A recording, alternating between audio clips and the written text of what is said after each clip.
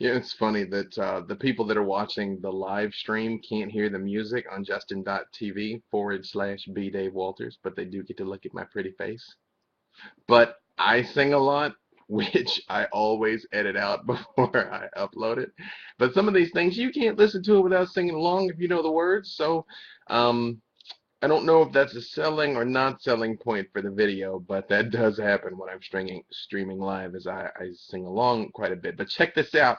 I am about to tie in, I heard it through the grapevine, to what we're talking about tonight. Watch this. Notice that when he hears through the grapevine that his woman not much longer is going to be his, what's he do? He takes action. He asks his woman about it, right?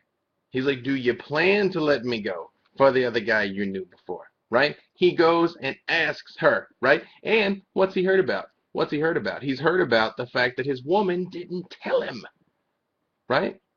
He's not even as upset about the fact that she's leaving than the fact that she didn't say anything about it. So what am I getting at? She didn't take action, right? That's why he's hurt. Okay? So if you're in this situation, if you're Marvin or the woman, maybe you need to talk to that other person, right? Again, a little bit of an extreme example, but I think it's an apt one because Marvin Gaye is a story within a story and a lesson within a lesson, as we all know. In fact, I was talking to somebody who's listening to the stream right now about that very thing. Then I could just not even talk. I could play Marvin Gaye for 2 hours, and that would lay out everything you need to know. Okay? So we're approaching the second hour, and we're going to do some questions, but I don't think we're quite done talking about this just yet. And I want to revisit something that I just kind of glazed over, which again is that idea of responsibility. Nobody likes responsibility. It's an ugly word. It's a word that your parents use when they're lecturing you about something you did wrong, right? Or your responsibility, right? You see a big finger pointing at you, right? And that's not at all what we're talking about right now, or actually it's precisely what we're talking about, to tell you the truth, is the fact that you are responsible for you. Okay? There's a quote that I just posted up on Facebook, and you might be amazed to know that my Facebook page is facebook.com/B Dave Walters. As I've said before, I really think you can put /B Dave Walters on most any website. You'll find something. Hopefully, it's not a live webcam stream. Or should it be a live webcam stream? Here's a quote. Depend on no man, on no friend, but him who can depend on himself. He only who acts conscientiously toward himself will act so towards others. It's by Johann Caspar Lavater. Depend on no man, on no friend, but him who can depend on himself. He only who acts conscientiously towards himself will act so towards others, by Johann Caspar Lavater. So what's that mean? It means if you know you've got somebody who doesn't handle their own business, if you know somebody who's not doing what they need to do for them, then chances are extraordinarily low that they're going to do what you need done for you. Does that make sense? So then the follow-up question is, are you somebody who can depend on you? And are you somebody who other people can depend on you? Because I got people I know. It's very late right now. And I know I could pick up the phone. And there's people that I could call right now and say, I need a hand. I need you to come over here right now. And they would do it. I know for a fact that there's people that would do that. There's also people that can call me and they can say, I need you right now. And I will go. Okay? The thing is, do you have that? And are you that person? And again, if not, why don't you have that? What is it that's lacking in your relationships with people? Or maybe what is it that's lacking in the type of person that you hang around? Because remember, if you show me the 10 people that you spend the most time with, I will show you you. You probably have a similar income. You probably have similar beliefs, religious beliefs, political beliefs. You probably like a lot of the same things. So if you're looking around at your friends and you're like, oh, I'm not like those losers, I don't know. You might be, right? It's kind of like you can peck with pigeons or you can soar with eagles. In fact, I actually wrote an article called that very thing. It was Flying with Eagles or Pecking with Pigeons or Confidence is a Virtue. Actually, that was the one about confidence. But do you know what? We are now officially going into our second hour.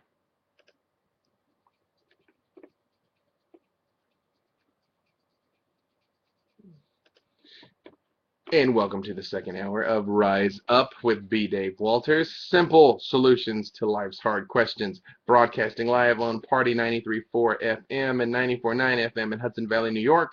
Worldwide on Party934.com. And as always, the video portion of this is broadcasting on Justin.tv/B.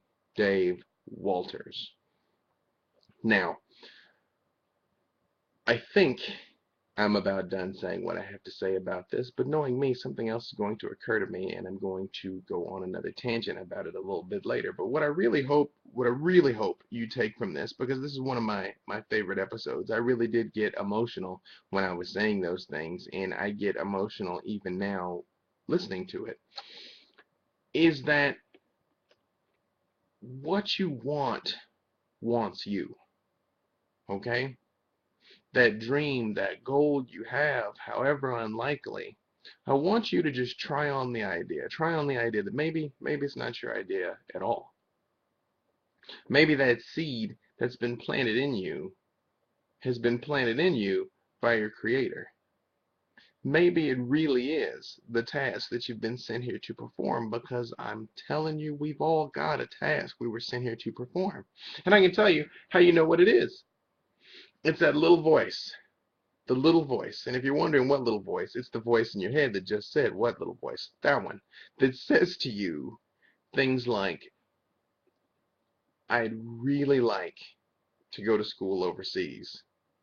I'd really like to become a world-renowned anthropologist. That's a shout out to one of my international friends who's listening right now. It's that little voice that says, I'd really like to sing. I'd really like to dance. I'd really like to act. I'd really like to go back to school and become a doctor. Okay? But then there's that other loud voice that comes in. It's like, oh, you can't do that. It'll cost too much money. You're not smart enough to go back to school. You're not pretty enough to act. Your voice sucks. You can't dance. Blah blah blah blah blah blah blah blah blah blah blah blah blah. Right? We all know it. We know that voice. But you ever notice that after that, that little one is still like, yeah, but I'd still like to act. I'd still like to sing. Right? That's the one that you want to encourage. That's the one that you really want to. That's the thing that you want to feed. Is there's a saying, um, and I'm going to chop it up. I think it's a Chinese quote that basically in every man's heart there's an eagle and a tiger, and whichever one you feed is going to grow. The idea being that you can either aspire to your highest and best self, or you can aspire to your low self. Does that make sense? It's like I said in the video. Gravity is here to pull you down. The world is actually here to pull you down. Believe it or not, they mean well, but your friends and family are a force to hold you in place. Okay? And they mean well. They don't want to see you risk too much and get hurt. They don't want to see you look foolish. They don't want to see you be disappointed. They got all these reasons that are in your best interest, of course, to keep you standing still. Right? To keep you within the box. I was going to say to keep you within the box that they put you in, but actually it's not that at all. To put you in the box that you keep you in the box that you put you in. Like Schrodinger's cat, 7 weeks running. I get a Schrodinger's cat shout out, right? Somebody else put the cat in the box. He didn't mean to, right? So you have to ask yourself, what is the box that you're in? And if you're not sure, I can tell you. Turn and look around the room that you're in right now. If it's in a home, is it a nice home? Is it your dream home? If you're listening at work, is it a nice job? Is it your dream job? Is it a business that you own, or at least a business that you're doing something that excites you and inspires you and makes you think that you're lucky to show up every day and that you can't believe somebody's paying you to do it? Because if it's not, you may want to start to reevaluate some of the choices you've been making. Because believe it or not, it's possible to be compensated to do things that you would do for free. It's possible to have a job that you can't believe that you get to work. Because I do, and I know lots of people that do. But I have created this for myself. I have created this life for myself. And I'm continuing creating this life for myself. Right? I'm on the radio. You're hearing me. Next stop's television. Right? Got count on it, by the way. But it's something that I'm creating real time, that I'm manifesting out of the ether. Because here's the thing, something's coming. God willing, it's not a freight train, right? Something is coming. In fact, I'll share this with you. I was in my meditation. Look at this. This is me being all vulnerable now. I was in my meditation maybe 2 days ago. And I was really asking God, actually, to tell you the truth, this was right when I had that financial setback that I just mentioned to you. And I was like, God, I know you're in control of this. I know it's going to be fine. I'm not even asking you to fix it because I know you're already on top of it. Just show me what I need to do. Show me the steps I'm supposed to take. Show me where you want me right now so I can go there. Okay? And what came back to me, and it came back to me as clear as I'm talking to you right now, was that I should enjoy the simplicity of this time. I should enjoy my life like it is right now. I should enjoy the fact that I can sleep late if I want. I can't all the time or I'd go broke, but I can sleep late if I want. I should enjoy the fact that I get to be with my kids all day, every day, because I get to work from home. I should appreciate the fact that I can play games if I want, watch movies, that I can do whatever I want, because the time is coming that things are going to take off from me in such a way that I won't have that anymore. Does that make sense? Because I can tell you, Oprah Winfrey can't sleep in late, right? Barack Obama can't sleep in late. Okay? Maybe some athletes on the off season can. You know, they say more money, more problems. I don't believe that, but maybe I'll be telling you different here in just a little while. But the fact is, I got in my spirit that things are about to take off, which is good. But even in that, there will still be costs associated that will make me look back to this exact moment and realize that things were better than I thought they were. And that's going to happen to you too. It is going to happen to you too, because no matter what's going to happen in the future, it won't be this.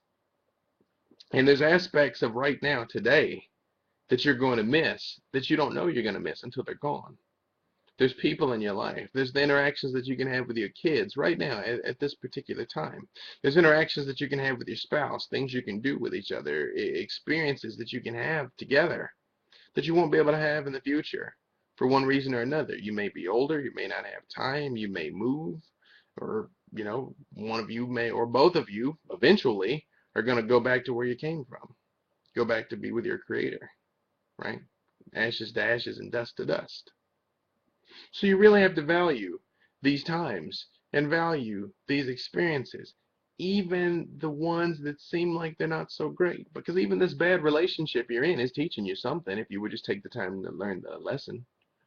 And maybe once you learn the lesson, you can move on from it. Maybe the lesson is you deserve better than this. Because the lesson you're taking from it is you don't deserve better from this. But that's not the lesson. I'm here to tell you, you deserve better. Because remember, I told you, you're worthy. We talked about this already. I have dubbed you worthy. I've forgiven you for all of your past sins, because I can do that. I am an ordained minister. Talk about that last week. So I forgive you. I've heard your confession. Wait, you know what? You need to confess to me. I tell you what. I'm going to give you 10 seconds because I don't want too much dead silence on the radio because that's bad for business. But I'm going to give you 10 seconds. Confess whatever you want right now. 5 more seconds.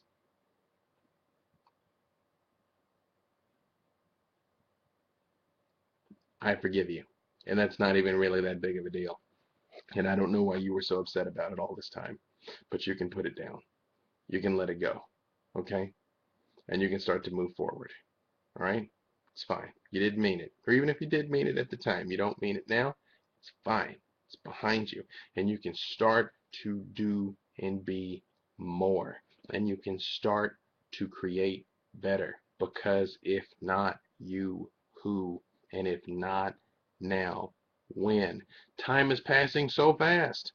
Time is passing so fast, and listening to that video reminded me of it. That I'm talking about the Haiti earthquakes, and I mean, doesn't that seem like that was like 10 years ago? But it was like 1 year ago, and I tell you, the people in Haiti know how long ago it was. But by the same token, those people in Japan, there was people that went to bed that didn't know it was their last night on Earth. There was people that went to bed angry at their husband or at their wife. There was people that went to bed stressed about a report they had to do at school or a presentation they had to do at work. There was people that went to bed sad and lonely, and they did not wake up the next day. And they didn't do anything wrong. They did everything right. They were sleeping peacefully in their beds, and they got taken away. You really don't know how much time you've got. And if that scares you, if hearing me say to you that you don't know how much time you've got, because you don't, if that scares you or fills you with some kind of anxiety, good, do something about it. Do something with it. How much time have you already wasted on this situation? How much time have you already wasted on this person? How much longer are you going to spend waiting for a cat to bark? Because, man, it ain't coming. It's not. You know her. You know how she is. You know him. You know what he's going to do, and you know what he's not going to do. So why keep subjecting yourself to it? And this is the part where I have to interject, and I'm only going to do it now. If you're not going to change for you, change for the kids. Because sending them to college and university is expensive. Wanting them to have a happy life and positive relationships of their own are important. Wanting them to be confident and empowered is important. It's like right now, Lexi, my 3-year-old, is going through her big independence phase, right? She wants to do everything herself. And sometimes it's a real drag that she wants to do everything herself, because I'm like, you can't eat that spaghetti without spilling it everywhere, or you can't carry that without dropping it, or you can't put your clothes on because you're going to put them on backwards. But I let her. I let her do all those things. Because why? She's not going to figure it out unless she tries. That's the first thing. But two, I want to encourage in her from even this young age that she can do it. That as long as she works hard, sticks with something, she can make it happen. And I'm here to help her if she wants my help. But I'm not here to carry her, or at least carry her when she doesn't want to be carried. Does that make sense? I want her to know that she can exert her will on this world and manifest what she wants to happen. Does that make sense? That's something that a lot of people don't have. That's something that even as adults they don't have. That they look at something, that they look at that hill they got to climb, and all they think is, I can't climb the hill because it's too big. I never want my children to think that way, because I don't think that way. The hill that I can't climb didn't exist. It would have to go out into orbit, and then it would be like an asteroid or something, and I would be like, man, I just got to climb this asteroid, right? Because that's how I look at it. I was listening to a lyric from a rap song, All I Do Is Win, that I was going to play, but it's kind of filled with dirty words, so I couldn't. But one of the things one of the guys says, Jadakiss says, I'm allergic to losing. And I am. But the weird thing is, as I've shared with you before, that even as you have this image in your head that you have to want so bad, you can taste it like you're on fire, wanting this goal to come, and yet you still have to be able to let it go in an instant. And it's an odd line to walk, and I can't tell you how to walk it. Honestly, I'm just kind of genetically predisposed to not taking things too seriously, so I'm lucky in that respect. But you realize you have to do all you can and then let it go completely. Give it completely back to the universe. Give it completely back to God. And let what's going to happen, happen. You follow me? That's why they call it co-creation. Do what you can. You've heard me say this. You want to hear me say it again? You do what you can and then let God do the rest. Let the universe do the rest. But you do your part. Do your part. Because in the end, you know if you have or not. You know if you've left it all on the field up until now. And when you reach the end of your life, you're going to know if you left it all on the field. And you're either going to be filled with pride or you're going to be filled with regret. Okay? So which one's it going to be? Now, I planned to play one song, but now I don't feel like hearing it. So I'm going to switch this up to another one. And after this, we're going to come back and we're going to go through some more questions. So I haven't looked. It's completely random. It is a mix of new and old questions. So I'm going to see if my answer is the same as it was. I'm just going to answer from scratch, really, because something I know, you know what? Hey, I just got an instinct to tell you something else. So this is important. Something I do quite frequently is I take the Bible. If you're watching the live stream, I have a Bible. It was right there next to me. That's kind of where it sleeps. Actually, I have a couple of different scriptures that are all over here in different versions of things because it's important to read different translations. Um, I went on my one little rant a couple weeks ago about how the Bible is not the literal Word of God, because how can it be? Because so many are different. And you pull out 3 or 4 different Bibles and look at the same scriptures, or even go like to netbible.com where you can compare them side by side. And when you realize that even the quote unquote Bibles don't all say the same thing, then you know it's kind of hard to say what they meant Aramaic 2,000 or 3,000 years ago. But I digress. What I was going to say is a really interesting thing you can do is you take the Bible, like I got right here, and you think of a question, and you just bust it open and read the first passage that comes up.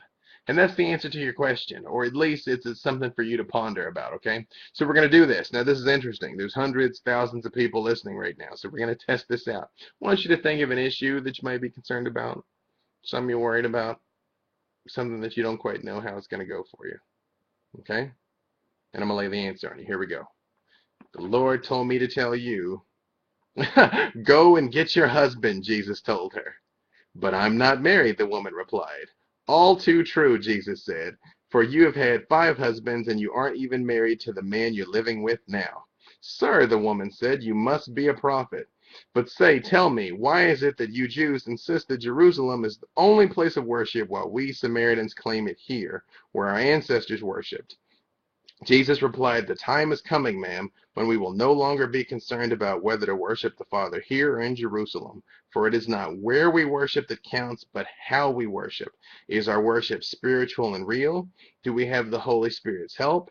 For God is spirit, and we must have his help to worship as we should. You know what? I'm going to read the rest of this. The Father wants this kind of worship from us, but you Samaritans know so little about him, worshiping blindly, while we Jews know all about him, for salvation comes to the world through the Jews. The woman said, well, at least I know that the Messiah will come, the one they call Christ, and when he does, he will explain everything to us. Then Jesus told her, I am the Messiah. And that's in John. We were talking about Revelations and John, all that. That was John 4:16 to 26. So there was quite a bit there. That was a big block. Usually I only read a verse or two, but hey, something told me to read it all. So I don't know. Maybe you're living with a man and you're feeling guilty about it. Maybe that was the message. Maybe you don't know whether or not you should be going to church or not, since apparently Jesus is like, hey, you can find God anywhere. That's what I took from it. Or whatever. I'm not going to cloud it with my interpretation. But yeah, John 4:16 to 26. That right there has the answer to your problem, or at least something you can ponder. Now, I'm going to go into my song, and then after the song, I'm going to do some questions. This right here is Pearl Jam with Even Flow.